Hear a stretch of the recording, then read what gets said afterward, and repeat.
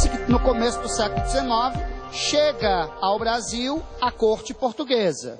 Dom João, Carlota Joaquina e 15 mil nobres vêm para cá em 1808 e trazem consigo a dança de salão europeia. A dança de salão europeia, misturada com as fanfarras militares, darão origem às marchinhas de carnaval, né? As marchinhas de carnaval vão compor a gênese do ritmo mais brasileiro de todos, que é o samba.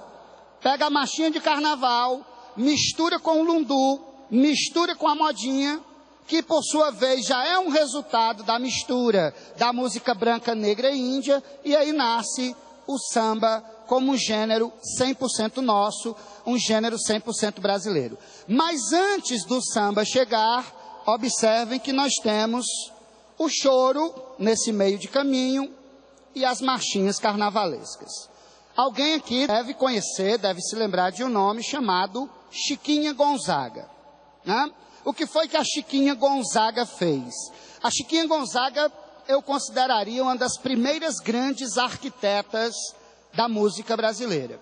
Por quê? Porque ela pegou a dança de salão europeia, ela pegou as marchas militares, ela pegou o fado português, ela pegou o pandeiro, que era um instrumento percussivo ligado à música africana, misturou tudo isso e criou o que nós podemos chamar do pai do samba. O que é o pai do samba? É o choro, é o chorinho. E desse choro, desse chorinho, nasceu também a marchinha de carnaval. Isso já na segunda metade do século XIX. Eu queria que vocês ouvissem agora um trecho da canção Odeon, de Ernesto Nazaré, que é considerado um dos clássicos do choro.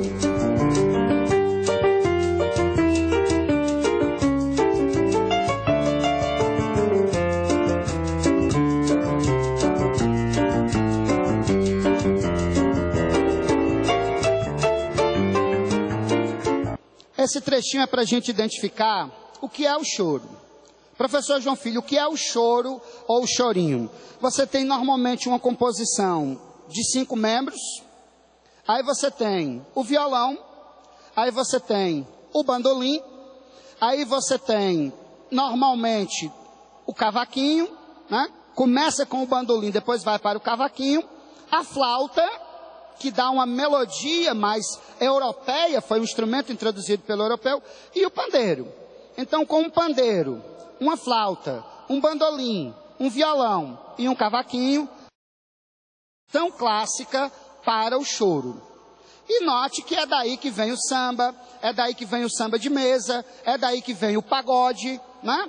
Tudo isso deriva lá de trás, segundo de uma grande compositora brasileira, Chiquinha Gonzaga. Foi ela que pegou o lundu, foi ela que pegou a modinha, foi ela que pegou os ritmos africanos, criou uma composição de 5 músicos, violão, bandolim, né?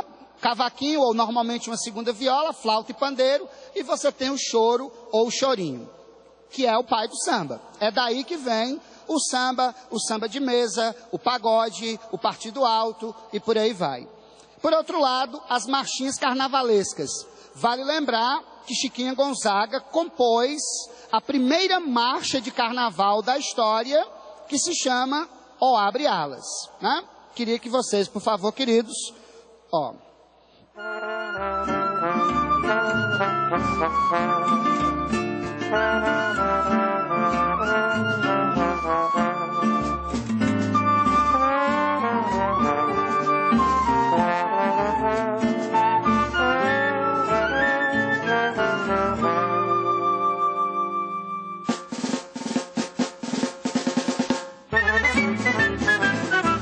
Obrigado, queridos.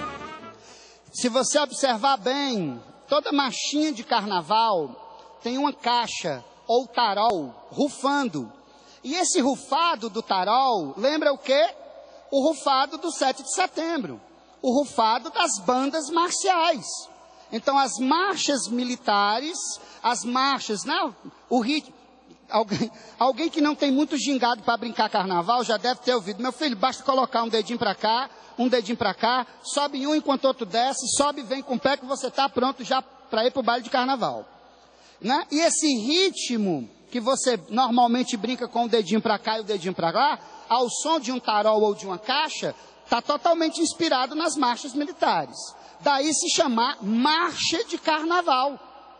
O samba de carnaval, o samba de salão, que depois vira samba de rua, nasceu das marchinhas de carnaval, que por sua vez nasceu das marchinhas militares. Tanto para a marcha de carnaval, quanto para o choro, nós temos uma referência, Chiquinha Gonzaga. Ok? Então ela pode se chamar, né, uma das primeiras grandes arquitetas da música brasileira. Muito bem. Primeira metade do século XX. Na primeira metade do século XX, moçada, eu queria destacar com vocês 3 ritmos, de todos que estão aí. Você tem a capoeira, você tem o pagode, derivado do choro, a capoeira derivada do lundu, as batidas do candomblé para homenagear as divindades, o samba, as origens da MPB, a era do rádio, o baião de Luiz Gonzaga e o samba canção. Ok? Desses ritmos que marcam a produção musical brasileira na primeira metade do século XX, eu queria destacar com vocês primeiro o samba. O primeiro samba, já considerado samba da história do Brasil, ele foi composto em 1917 por um compositor chamado Donga. Essa música chama-se Pelo Telefone. Foi musicalizada por Pixinguinha. Pelo Telefone já incorporava o elemento do swing, né? O elemento da musicalidade mais sedutora, mais sensual. 1917, eu queria, por favor, que vocês anotassem. 1917, Pelo Telefone, Donga e Pixinguinha, o primeiro samba da história do Brasil. O primeiro samba, né? Além do samba, moçada, nos anos 20, o rádio chega ao Brasil, né? O rádio chega ao Brasil. Vocês sabem qual foi a primeira transmissão de rádio do nosso país? 1922. Foi a transmissão, não é? De um evento comemorativo dos 100 anos de independência do Brasil. Foi a primeira transmissão de rádio em 1922, no centenário da proclamação da nossa independência. Com a chegada do rádio, surgem os cantores e cantoras de rádio. E aí o que é que vai acontecer? O samba, que já havia surgido com Donga e com Pixinguinha, vai se transformar em samba-canção. O que é o samba-canção? É o samba mais lento, mais cadenciado, cantado pelos cantores e cantoras da Rádio Nacional do Rio de Janeiro, dos anos 20, 30 e 40. É a chamada Era de Ouro do Rádio. A Era de Ouro do Rádio é a era do samba-canção. De uma música mais melancólica, de uma música mais triste, que normalmente fala sobre o quê? Desilusão amorosa, dor de cotovelo, traição, o amor que me deixou. E normalmente esses cantores eram conhecidos por ter uma grande voz. A era do rádio é a era dos grandes cantores e das grandes cantoras. Vocês devem ter assistido recentemente uma minissérie produzida pela Rede Globo para celebrar um casal, Dalva de Oliveira e Erivelto Martins, que eram 2 grandes cantores da era do rádio. Ao lado de nomes como Aila Maria, ao lado de nomes como Ataúfo Alves, ao lado de nomes como Calbi Peixoto. Esses eram os grandes cantores do Brasil dos anos 20, 30 e 40. E o que é que caracteriza o samba-canção tocado no rádio na Era de Ouro? A grande voz, né? O grande timbre. Você tinha que ter uma voz, sabe, tipo Vicente Celestino, e cantar temas trágicos, tipo, tornei-me um ébrio, na bebida busco esquecer, aquela ingrata que eu amava e que me abandonou. Uma grande voz para um tema melancólico. Isso é o samba-canção da era de ouro do rádio. Mas nessa mesma época, anos 30, anos 40, a Rádio Nacional vê surgir um nordestino que vai para o Rio de Janeiro tocar sanfona para os nordestinos que estavam trabalhando no Sudeste, construindo aquele Brasil industrial da era Vargas. Lembre-se que de 30 até 45, nós temos a primeira era de Vargas. E a primeira era de Vargas se caracteriza por um início de surto de industrialização do país. O Brasil deixa de ser aquela grande fazenda da chamada República do Café com Leite e inicia seu processo de industrialização. É lá que nós temos a garantia de direitos trabalhistas que estão aí até hoje. É nessa época que surge a Petrobras. É nessa época que surge a CSN, a Companhia Siderúrgica Nacional. É nessa época que o Rio de Janeiro passa por um grande processo de industrialização. Quem é que vai ser a mão de obra da industrialização do Sudeste dos anos 30 e 40? O nordestino. Esse nordestino vai trabalhar no Rio de Janeiro e está com saudade do seu Nordeste, está com saudade da carne de sol, da sua rapadura, da sua farinha, do seu samba, do seu forró, enfim. Quem é que vai então tocar lá no Rio de Janeiro para o nordestino que está com saudade de casa? Luiz Gonzaga. Na mesma Rádio Nacional em que tocava Calbi Peixoto, Aila Maria, Ataúfo Alves, Dalva de Oliveira, está lá um nordestino fazendo música para os cearenses, paraibanos, pernambucanos, que estão lá no Sudeste Maravilha, trabalhando para industrializar aquela região.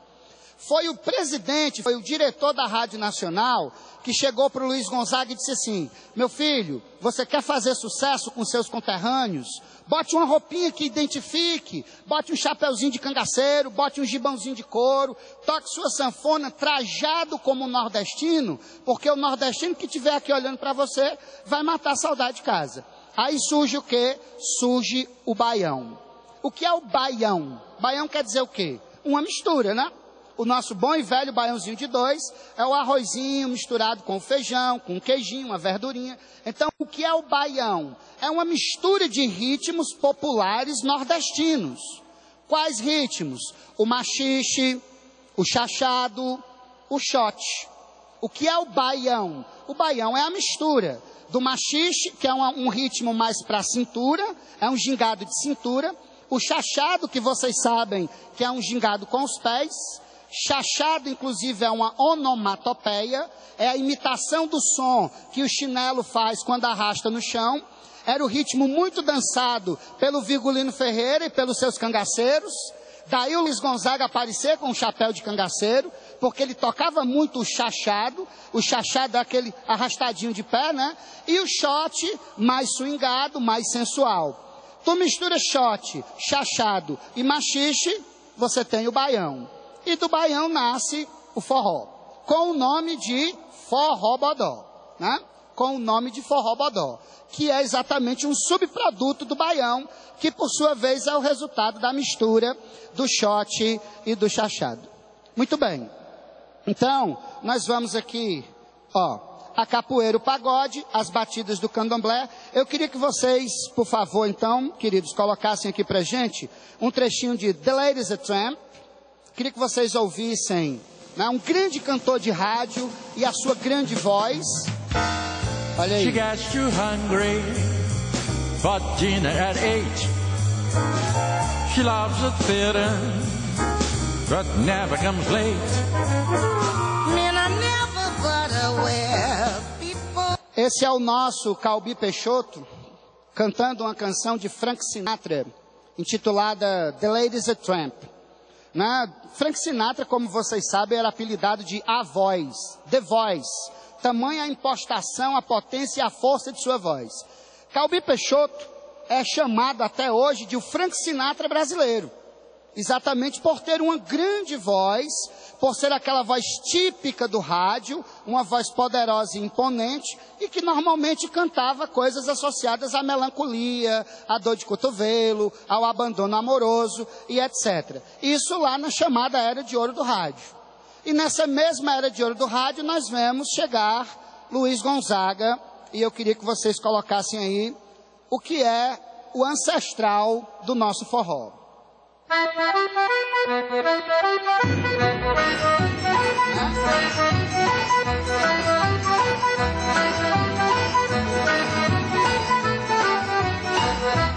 Todo tempo quanto houver pra mim é pouco, pra dançar com meu benzinho numa sala de reboco. Todo tempo quanto houver pra mim é... Bom, um trio clássico, né? Sanfona, triângulo e zabumba. Tocando baião, misturando machixe, shot, chachado, dando origem ao forró. A gente sabe que Luiz Gonzaga é um outro grande arquiteto da música brasileira, né? A gente falou aqui de Chiquinho Gonzaga lá atrás, com o choro e com a marcha de carnaval. Agora pagamos um tributo a Luiz Gonzaga, porque ele pegou todos os ritmos folclóricos, os ritmos populares nordestinos, transformou isso num baião, a partir do trio sanfona, triângulo e zabumba, e desse trio nasceu o forró, que todos nós conhecemos e apreciamos como um ritmo identificador da nossa cultura, da nossa identidade. Isso lá na era de ouro do rádio, nos anos 20, 30 e 40.